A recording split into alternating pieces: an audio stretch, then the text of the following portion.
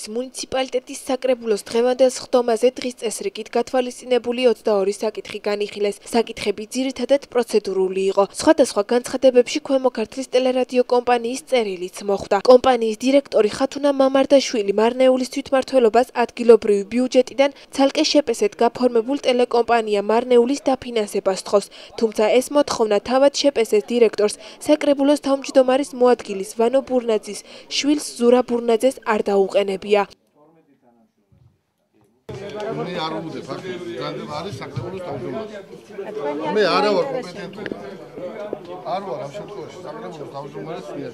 ასე სპეციალისტი არავინ არ არის, ხოლმე თქვენი მოსაზრება შეგეძლო გითხრათ. რა? ორი კვირის შეპესი შეიძლება თუ არა დაუდოთ ხოლმე. არ ვარ კომპეტენტური. ტექნიკური ბაზის შესახებ იცით რამე? აბსოლუტურად საქმის კურსი არა ვარ, აბსოლუტურად. ხო თქვი დღეს საკრებულოზე. შესაბამისი საბუთები წარმოგვიდგინეთ. მივიღებთ შემდეგ გადაწყვეტილება. თქვენთან დაკავშირებით გითხრათ და შეპესეს ხელმძღვანელი გარკვეული მოხარკულობა ხო არ გქონდათ ამისგან? მაინც დამიყოლია და იწევთ, მაგრამ მე ერთ და იგივე რაცა რეალობა იმას გეუბნებით 100-ჯერ რომ გამომეორებინოთ. 2013 წლის ადგილობრივი ბიუჯეტიდან მარნეულის თვითმმართველობას უკვე აქვს გაფორმებული ხელშეკრულება მარნეულის ტელევიზიასთან, რომელიც მარნეულში ორ ენაზე 7 წელია მაუწყებლობს. მამარდაშვილი ამ ხელშეკრულების გაუქმებას ითხოვს. წერილი შინაარსი. გაცნობებთ, რომ სააქციო საზოგადოება ქვემო ქართლის ტელერადიო კომპანიამ ამ წლის 1 იანვრიდან ხელშეკრულება არ გაუგრძელა შეპესე მარნეული ტივის. გამომდინარე აქედან აღნიშნული შეპესე ქვემო ქართლის ტელერადიო კომპანიის სიხშირით ვეღარ სარგებლობს. ასევე გაცნობებთ, რომ ქვემო ქართლის ტელერადიო კომპანიას მინიჭებული აქვს მარნეულის მუნიციპალიტეტში მაუწყებლობის უფლება. სააქციო საზოგადოება ქვემო ქართლის ტელერადიო კომპანიას აქვს ხელშეკრულება მარნეულში მოქმედ შეპესე ტელეკომპანია მარნეულთან, რომელთანაც ვთანამშრომლობთ წარმატებით და ვუზრუნველყოფთ მუნიციპალიტეტის მოსახლეობის ტელევიზიის საშუალებით ინფორმირებულობას. მარნეულის ტელევიზიას ქვემო ქართლის ტელერადიო კომპანიამ სიხშირით სარგებლობის უფლება დაახლოებით 2 თვის წინ შეუწყვიტა. მიუხედავად მოლაპარაკებებისა, მხარეები ხელშეკრულების ვადების გაგრძელებაზე ვერ შეთანხმდნენ. თუმცა მარნეული ტივიმ სიხშირით სარგებლობის უფლება სტერეო პლუსისგან მიიღო და მაუწყებლობას თვის ბოლოდან გააგრძელებს. შალვა შუბლაძის განცხადება. ჩვენთვის გახდა ცნობილი, რომ ქვემო ქართლის ტელერადიო კომპანიამ თხოვნით მიმართა მარნეულის მუნიციპალიტეტის საკრებულოს, რათა ამ უკანასკნელს გაეუქმებინა ჩვენსა და საკრებულოს შორის გაფორმებული ხელშეკრულება. მომსახურების თაობაზე და გადაეცა ეს მომსახურება ამ წლის 7 თებერვალს გახსნილი შეპესესთვის. მინდა გაცნობოთ, რომ თუ ჩვენ აქამდე ვსარგებლობდით ქვემო ქართლის ტელერადიო კომპანიის სიხშირით, ამჟამად ვსარგებლობთ კომპანია სტერეო პლუსის სიხშირით. შეთანხმების საფუძველზე, რაც მომსახურების უფრო ფართო სპექტრის საშუალებას იძლევა. მინდა აღვნიშნო, რომ ქვემო ქართლის ტელერადიო კომპანიის მოთხოვნა, გარდა იმისა, რომ უზნეო, თავის თავში მოიცავს სერიოზულ ინტერესთა კონფლიქტს. კერძოდ, ახლად შექმნილი შეპესეს მარნეულის ტელევიზიის დირექტორი ამჟამინდელი საკრებულოს თავმჯდომარის მოადგილის შვილია. საკრებულოს თავმჯდომარის მოადგილე კი სერიოზულად და მიზანშეწონილად ლობირებს აღნიშნული ცვლილებების განხორციელებას, კერძოდ თანხების გადაკაჩვას საკუთარი შვილის შეპესეში. საინტერესოა, ვის ინტერესებში შედის ადგილობრივი გადაცემების გაუქმება აზერბაიჯანულენოვანი მოსახლეობისთვის, რატომ უნდა გაუფორმდეს ახალი ხელშეკრულება 2 კვირის წინ ქაღალდზე შექმნილ შეპესეს, რომელსაც არ გააჩნია არც ტექნიკა, არც ინფრასტრუქტურა, არც კადრი, არც გამოცდილება და არც ცნობადობა. ადგილობრივი თვითმმართველობის საკრებულოს დეპუტატებმა მამარდაშვილის წერილის განხილვა მომდევნო სხდომისთვის გადადეს. გადაწყდა, რომ დეპუტატები იურისტებსა და მედია ექსპერტებს მოიწვევენ და გადაწყვეტილებას ორივე მხარის მოსმენის შემდეგ მიიღებენ. ახლად გახსნილი ტელევიზია, რომლის დაფინანსებასაც ქვემო ქართლის ტელერადიო მაუწყებლობის დირექტორი ლობირებს, 7 თებერვალს დარეგისტრირდა, თუმცა მარნეულის მუნიციპალიტეტში მათი მაუწყებლობის არეალი 26 მაისის მოედანს მოიცავს.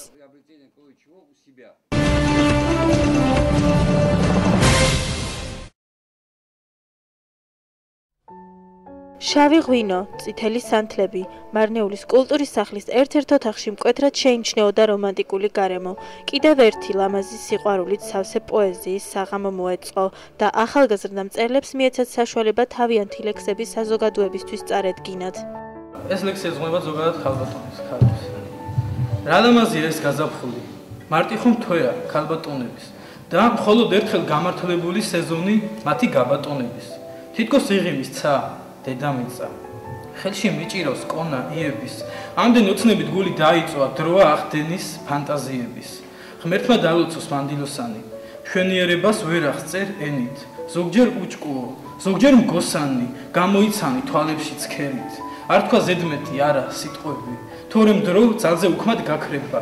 ჩქარა ვარდები, ჩქარა იები, თორემ რომ გელის აღარ დაგხვდება. თუ გამოიცან მის გულში რადევს და მის ოცნებებს შეასხი ფრთები, შეუყვარდები, როგორც არასდროს, სულ გეყვარება, სულ ეყვარები. ის ხომ მარტივით ჭირვეულია, ყურადღება და სითბოს ჭირდება და თუ კი ამას მიჩვეულია რომ გააკვირო, გაგიჭირდება, მაგრამ თუ გული გულისას ხვდება, გრძნობაც გრძნობაზე გადაბმულია, მაშინ სულ ყველა ვერსია ცდება, რადგან ეს უკვე სიყვარულია და ეცადე რომ არასდროს არსად ქალს არაფერზე ატკინო გული, სულ ყველაფერი დარჩება ფარსად და წაიშლება ეს სიყვარული.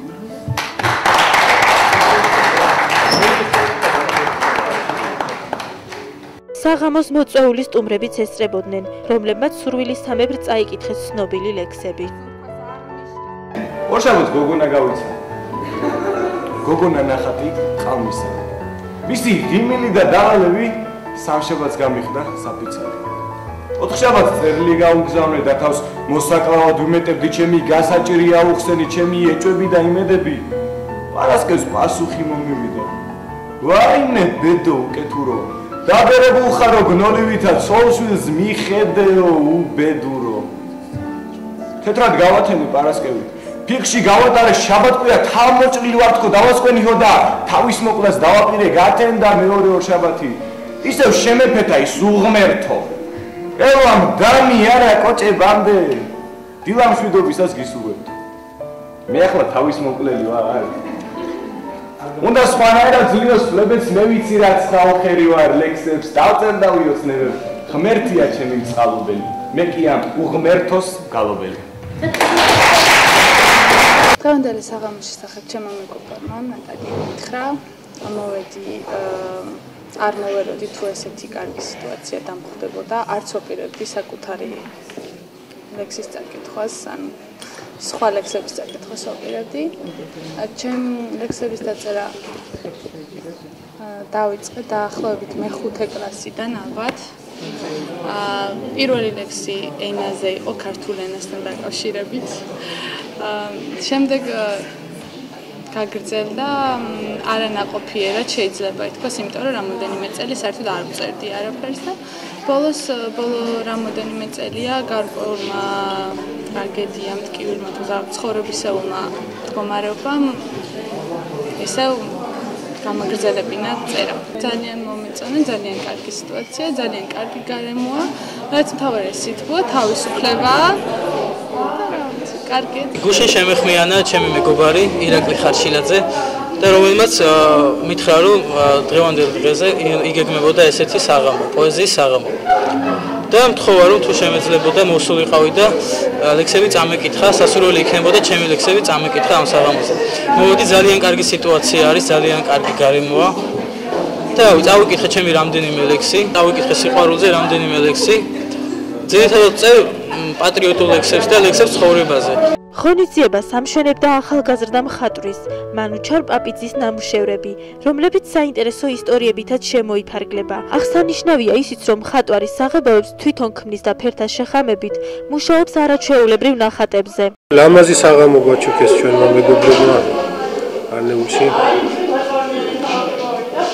და ფონად გამოვიყენეთ ჩემი რამოდენიმე ნამუშევარი რა. დღევანდელ დღეს მართლა პოეზიას გავს თვითონ ნახატი რა. ფერებიდან გამომდინარე. და ვიფიქრე რომ მოუხდებოდა ამ საღამოს. წითელ ღვინოს და საღამოს. ღონისძიება ფურშეტითა და კლასიკური მუსიკის ფონზე დასრულდა.